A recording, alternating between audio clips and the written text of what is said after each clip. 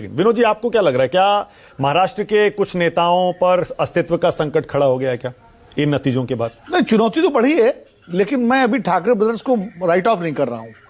70, 73, 72, 73 सीटें देखिए, उनके ऑड्स भी देखिए। अब खासकर उद्धव ठाकरे के ऑड्स, पार्टी का निशान चला गया, झंडा चला गया, पूरा पार्टी का नाम चला गया, आधे से मतलब सारे विधायक चले गए, सब कुछ चला गया।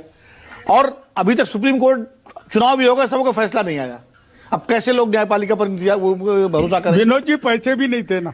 अब पैसे की बात तो खैर जाहिर है, पैसे उसी के पास होते हैं जिसके पास सत्ता होती है। जब आपकी सत्ता थी तो आपके पास थे, अब जिनकी सत्ता उनके पास है, तो वो तो होता है। लेकिन मैं उद्धव ठाकरे के ऑड्स की बात कर रहा हूं। तो ऐसे में उसके बावजूद अगर 72, 73, 74, 75 जो भी सीटें उनकी आती हैं 70+ वो आती है, तो वो इसको आप ये नहीं कह सकते कि राइट ऑफ कर देंगे मुंबई में खास करके। और एक तो ये, इसलिए मैं रीअलाइनमेंट, लेकिन रीअलाइनमेंट तो होगा, बिल्कुल होगा रीअलाइनमेंट। चुनौती तो है उनके सामने। और अब देखिए, अब असली चुनौती बीजेपी के सामने भी शुरू हुई है। क्या होता है, जब अपार बहुमत मिलता है तो आपके सामने अपेक्षाएं भी बढ़ जाती हैं लोगों की, कि भाई अब तो बीएमसी भी आपका, राज्य भी आपका, केंद्र भी आपका, नगर सेवक से लेकर के लोक सेवक तक, यानी ग्राम सभा से लेके नगर सभा से लेके लोकसभा तक, सब जगह आप हैं, यानी संसद तक।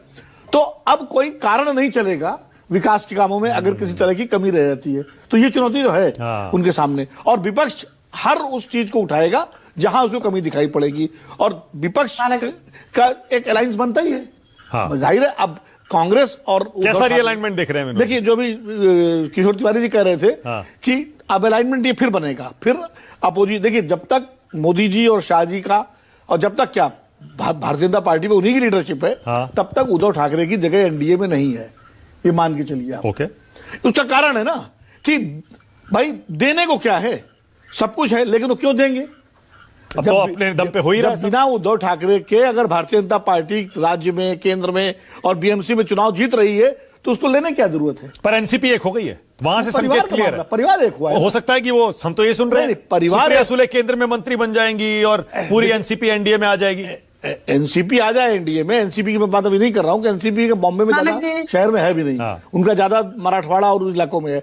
मुंबई, बॉम्बे की जो पॉलिटिक्स, मुंबई की जो पॉलिटिक्स है, उसमें उद्धव ठाकरे की कुछ शिवसेना है और राज ठाकरे जो एक हो गए हैं, उनका एक स्टेक है वो, और कांग्रेस। अब कांग्रेस के सामने सबसे बड़ी चुनौती है, 15 उनके जीत के आ रहे हैं, कोई लीडरशिप है नहीं।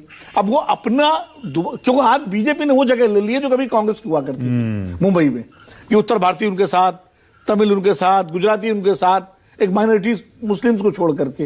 और कहीं हो सकता है कुछ मुस्लिम ने भी वोट दिया हो, क्योंकि स्थानीय चुनाव है, लोकल चुनाव है, कई बार कैंडिडेट अपने व्यवहार से, अपने तरीके से वोट लेता है।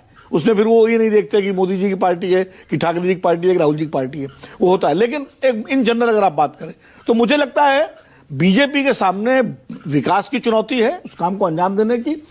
कांग्रेस के सामने अपने को दोबारा रिसर्जेंस की चुनौती है, और शिवसेना यूबीटी के सामने एक बार मुंबई पर, जो अभी कह रहे थे किशोर तिवारी जी, बाला साहब ठाकरे की तरह वापस जमीन तक जाने की, अपने को दोबारा उस स्थिति में लाने की चुनौती है, जिसके लिए बाला साहब ठाकरे जाने जाते हैं। ठीक है, ओके, जरा तस्वीरें भी दिखाइएगा। देवेंद्र फडणवीस बीजेपी दफ्तर पहुंचे हैं और जीत का बीजेपी के खेमे में जश्न जो है वो शुरू हो चुका है।